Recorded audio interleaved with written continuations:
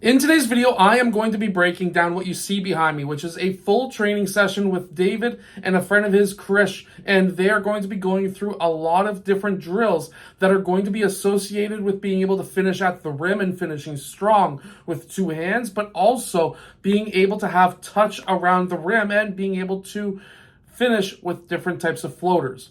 There will be a shooting component as well. You always want to try and add some kind of shooting to every training session. This is a full session. Let's get down. Let's check this out. If you want to become a better shooting guard, point guard, or center, make sure to go check out the point guard, shooting guard, and center blueprint that is down in the description below. And you'll be able to become a much smarter player, but also a better player with the workouts and training sessions in those books. Okay, so in this first drill, we're going to be dribbling up to a set of pylons roughly around 8 feet, 7 feet away from that rim. We're going to do a quick jump stop or a hop step over into the middle of the key, and we're going to be trying to do this while doing a high gather, keeping that ball nice and high.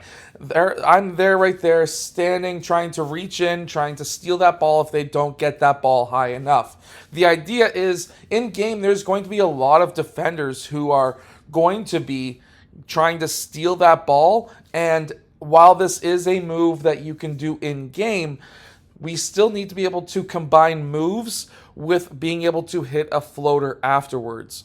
We are then going to take a step back and go about 12 to 15 feet away from the rim and doing the same hop step, high gather over, and doing the floater from that distance.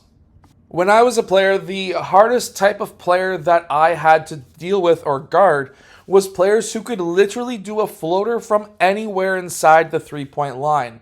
Or even being able to do a floater from the three-point line, that is next level. And we really want to extend our players' ability to do a floater as far as we can away from the rim, because that is going to help us be able to, of course, score anywhere at any time. We also want to do whatever we do on the right side, we want to do on the left, and whatever we do on the left side, we want to do on the right as well. Right, left, doesn't matter. You want to be able to use both hands. That is extremely important if you want to be a next level basketball player. Now, this next drill is not necessarily going to be something that you do in game, but what we are trying to work on is our hand coordination going into a floater, because you're not always going to be in the same circumstance every single time doing a regular floater or maybe a high gather or low gather floater, whatever it may be. We're going to be in different circumstances in game. So by being able to do different things like putting that ball around the back, going in for that floater, maybe a hop step around the back into that floater, that is going to help us with coordination and our ability to make floaters in different situations. Here's another idea too. You can go behind your back and then back to the same hand.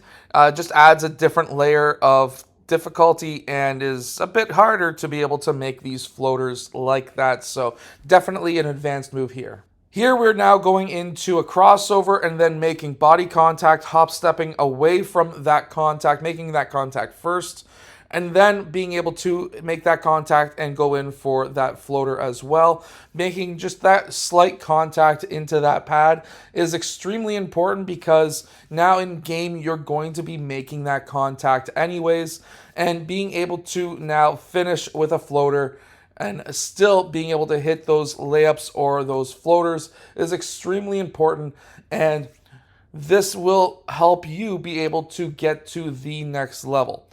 We go from not just making it on the left hand side, but with the right hand as well on both sides of the basket. That's extremely important. The whole main idea is to be able to make floaters with contact on both the left and right side, as well as with both your left hand and your right hand as well. Making contact with your left side, getting contact on your right side. This is all extremely important, because these are things that are going to happen in game, and you really need to understand that, hey, contact cannot throw me off my line. Contact is not going to mess up my shot. So I need to be able to withstand that contact and then still make that basket. We're going to change it up right here, and I'm going to be making contact from straight in front of the player. This is going to be good because now they're obviously going to be sometimes going through players who may be in front of them trying to take a charge or whatever it may be. And they need to be able to fight through contact, not just having contact on the left and right side, but also getting contact from straight in front. This is going to be a game changer for a lot of players who are not necessarily used to getting contact. And when they get into a game situation, they are now faced with a different layer of difficulty that they have never practiced for. In this first drill, it's a very simple drill. Basically, the coach or your partner will pass you the ball when you are sprinting down court. We are, in this clip, even though you can't see it, we're sprinting 3/4 of the court. You catch the ball, you take one dribble, side step, or just a normal step in, and you pull for your shot. Obviously, you want to do this from both sides of the court, but what this is imitating is if you were a trailing player in a play and you got that kick out pass from the post or from somebody who just recently collapsed the defense on, let's say, a fast break and kicked the ball out to you, you're going to need to be able to hit those shots, and this is the drill for you. In this next drill, we are sprinting up from the corner up to the point. We are receiving that pass and taking one quick dribble out towards that right side.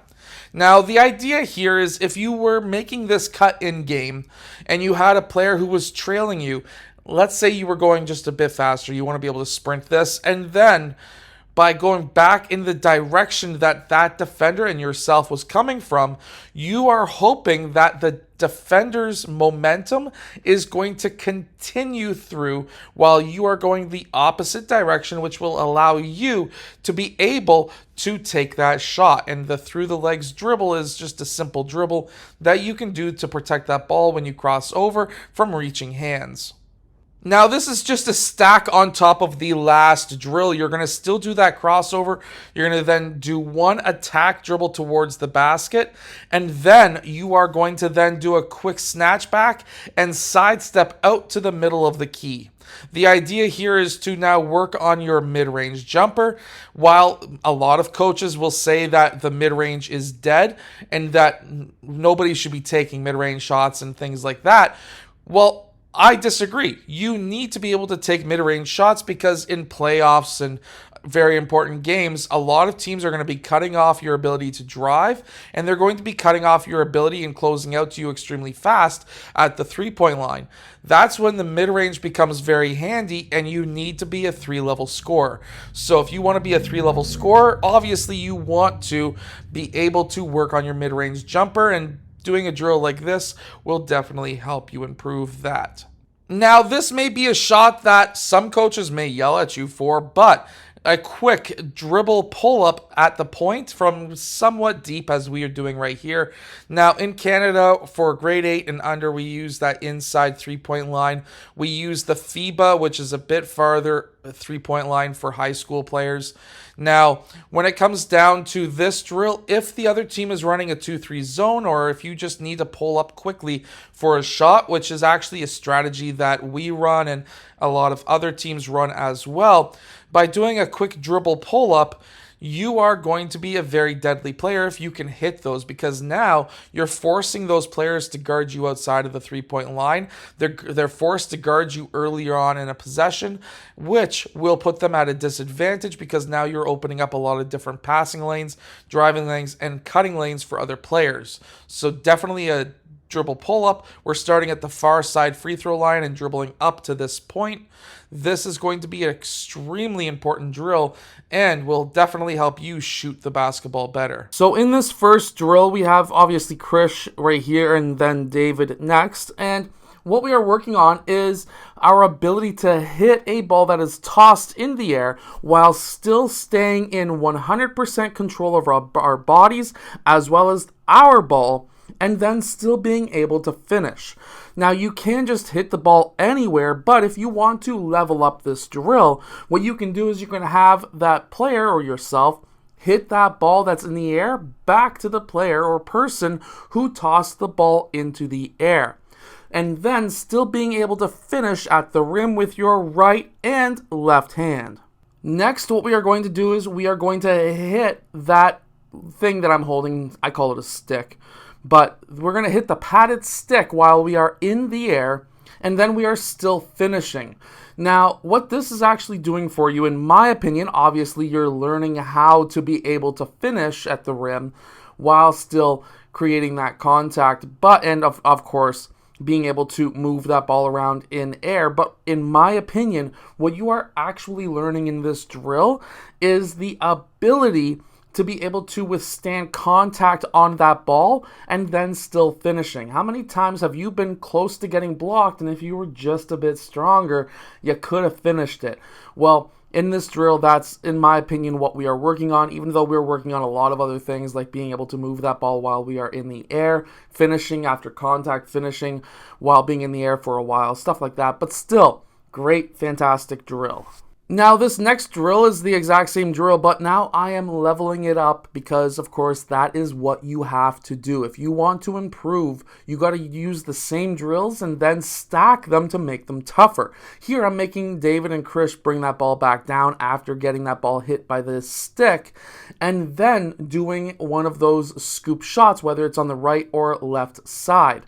These are very important to be able to do because, of course, you're going to be potentially making shots like this in-game anyways, and they're very tough to be able to make in-game as it is, so you might as well practice it, even though you may only use it once every maybe 4 or 5 games, depending on the type of player you are.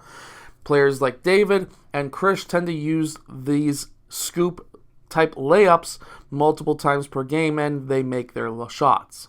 Now on to another drill. Again, same idea. We are trying to finish while we are in the air and not necessarily in the most orthodox way. But what we are looking at here is being able to lob yourself the ball or have a partner lob the ball off the backboard, and then you've got to catch it in the air, and then before you land, you've got to take that shot. Basically, it's an alley-oop.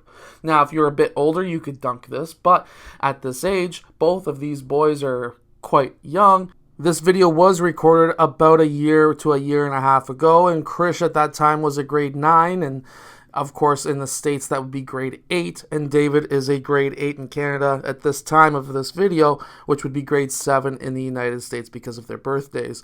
If you're a point guard, shooting guard, or center, make sure to go check out the blueprints that are down in the description below. The point guard, shooting guard, and center blueprint are fantastic books that are going to be able to teach you and make you have a higher IQ so that you're a smarter player, but also help you become stronger physically, but also help you become a better, more skilled player. So definitely go check those out. I hope that this training session helps you.